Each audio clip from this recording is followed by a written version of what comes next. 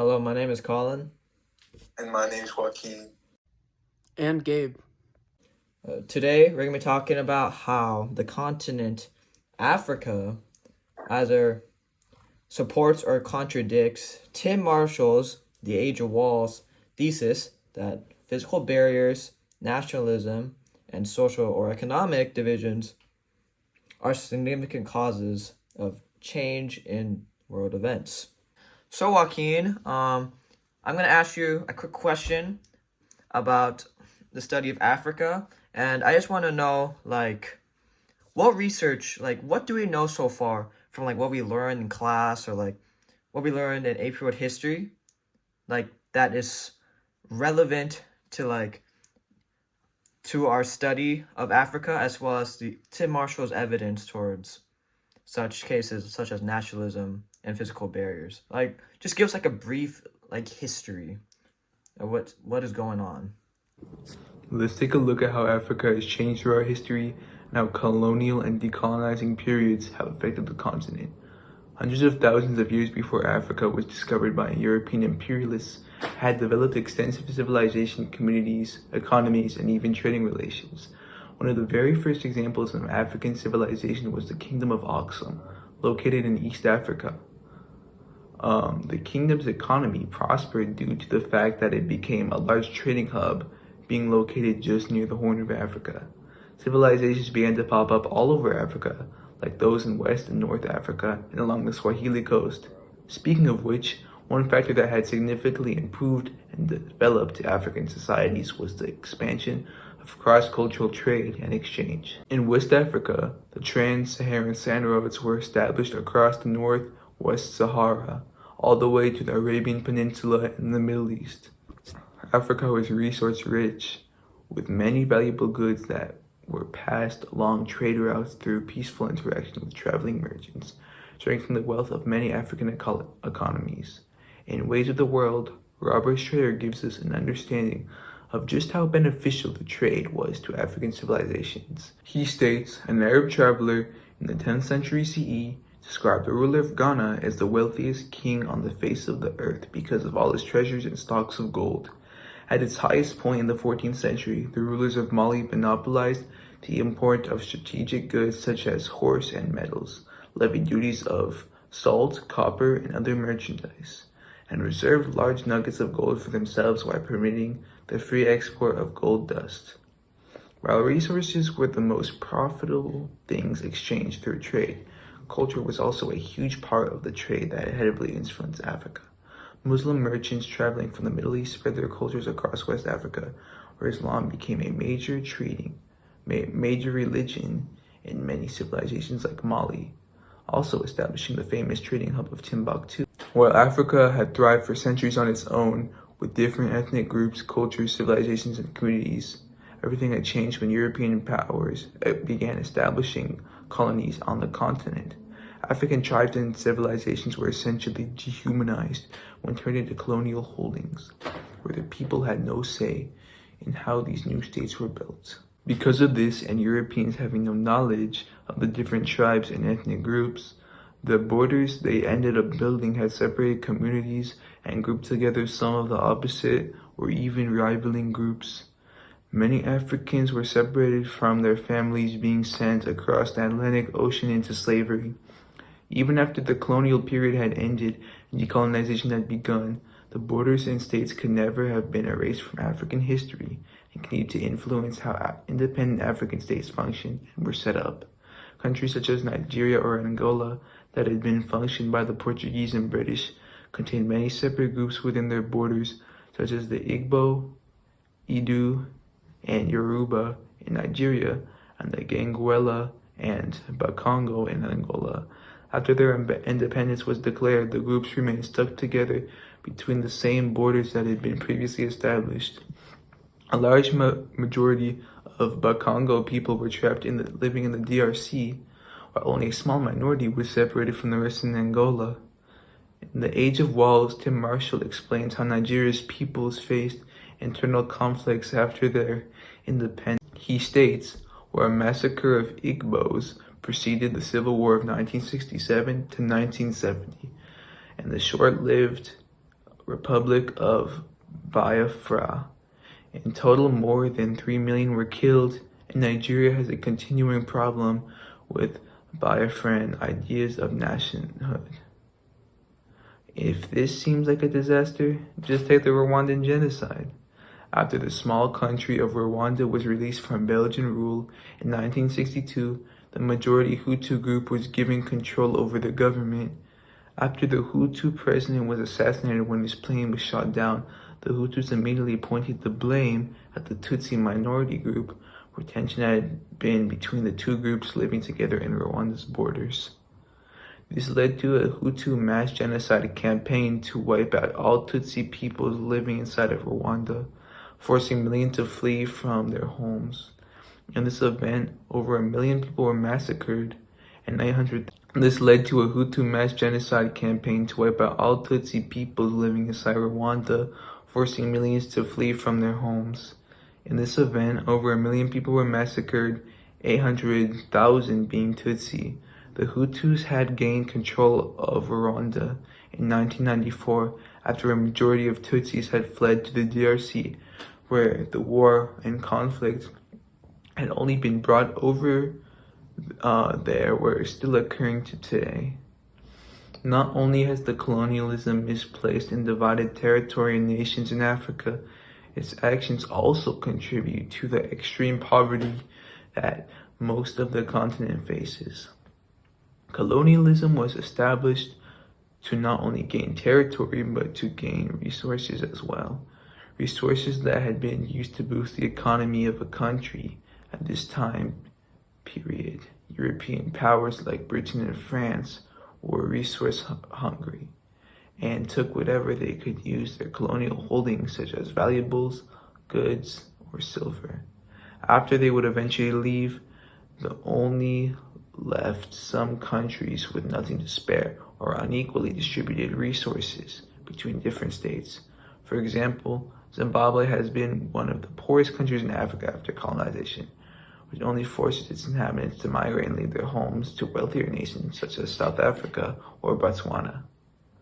Overall, Africa has been in a long and intense history where colonialism has left a scar that will never be forgotten. So, Colin, how are you going to connect what I have already discussed to the thesis and evidence from Tim Marshall's The Age of Walls? Well, that's a great question, Joaquin. You said quite a lot, but there are 3 things, or specifically 3 quotes that I can say that can very much relate to what you're talking about. So my first quote is, when the European colonists drew their lines on maps and created nation-states that largely still make up the continent of Africa, they were treating a vast landmass containing a rich diversity of peoples, customs, cultures, and ethnicities with little regard for any of them. And the nation-states they created often bore no relation at all to the nations that were already there. This is Marshall 159.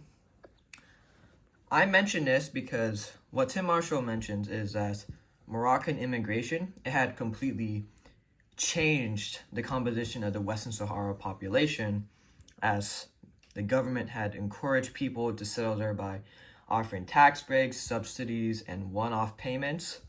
I could get more into that later, but the idea of the nation state having developed in Europe spread like wildfire in the 19th and 20th century.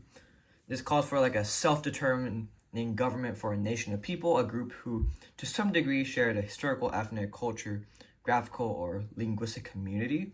But when, like I said, when the European colonists drew their lines on maps and created a nation state that made up the continent of Africa, contained a rich diversity of people, customs, culture, and traditions with low regard for any of them. Basically, they often bore no relation to all the nations that were already there. They were simply playing with words. That's what Tim Marshall was mentioning, that they were embarrassed that the word tribe had wrongly for some people become synonymous with backwardness. Nevertheless, tribes exist within many nation states in Africa, and elsewhere it seems pointless to deny their importance in some views. But my second quote is, however, most leaders then failed to implement policies to unite their peoples within these borders. And instead of relying on brute force and repeating the colonialist trick of divide and rule, Marshall 164 to 165, Tim Marshall's talking about when the colonialists withdrew different people, they were told they were now grouped together in a defined area, and they were often left with a ruler in the eyes of many, did not have the right to rule them. That's what many of them thought. But the colonial legacy has a double contradiction. First, the creation of single nation states out of multiple nations and tribes. The second being the Europeans simultaneously bequeathed ideas of democracy and self-determination. The first generation leaders of the independent African states understood that any attempt to redraw the colonial maps might lead to hundreds of mini-wars, specifically mini-wars, so they decided to work with the existing lines in the hopes of building genuine nation states and thus reducing ethnic divisions, which of course did not happen, and which of course did happen. But however, most leaders then failed to implement policies to unite their peoples within these borders.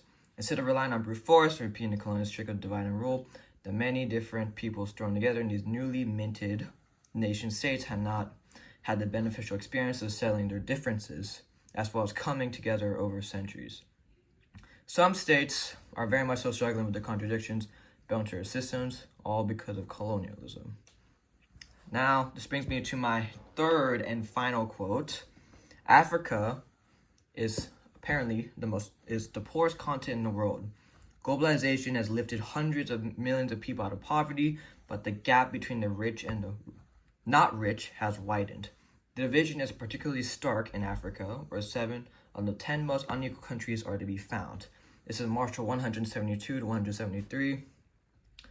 I mention this because since Africa is the poorest continent in the world, and that being because where 7 of 10 most unequal countries are to be found, they say that a World Bank study in 2016 found that the percentage of Africans living in poverty had declined from 36% in 1900 to 43% in 2012.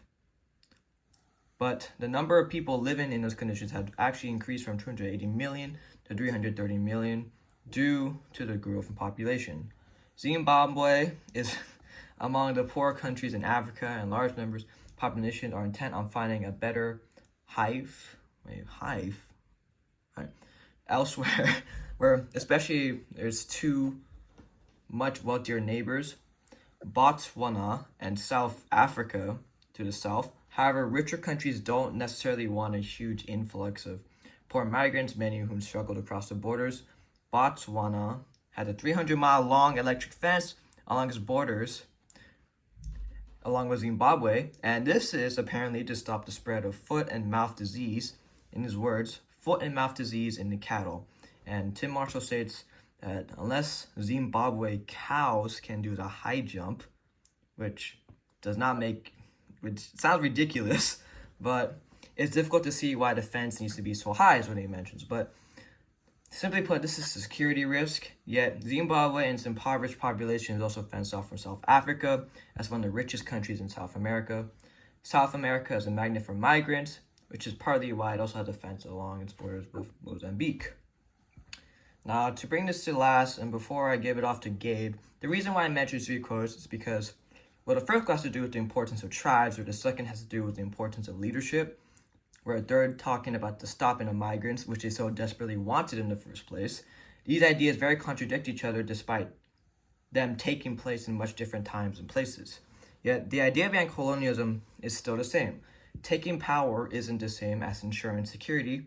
It has been stated that Tim Marshall examined how walls, borders, and barriers have been shaping our political landscape for hundreds of years, especially since 2001, how they figured in the diplomatic relations and geopolitical events of today.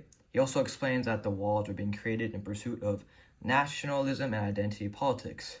These fences and barriers are redefining our political landscape, yet in the case of security of insurance between our beings, I'd say it's more of a competition between wealth, race, religion, and politics. Tim Marshall's thesis is correct, as we can see the effects of European colonialism on almost all of Africa, from the gap of the rich to the poor, to the borders of countries that we still see to this day. For example, Africa was split into many different nation states based on European colonizers that took power there, whether it was England, France, Portugal, etc. Therefore, they were able to draw lines and form different colonies and nation-states all across Africa. These borders that have been drawn are still used to this day on almost all world maps. The borders have been and still are harmful as they squish together many different tribes filled with many different customs into one and ignored their differences. So, to conclude, Tim Marshall's thesis that physical barriers, nationalism, and/or social economic divisions are significant causes of change in world events.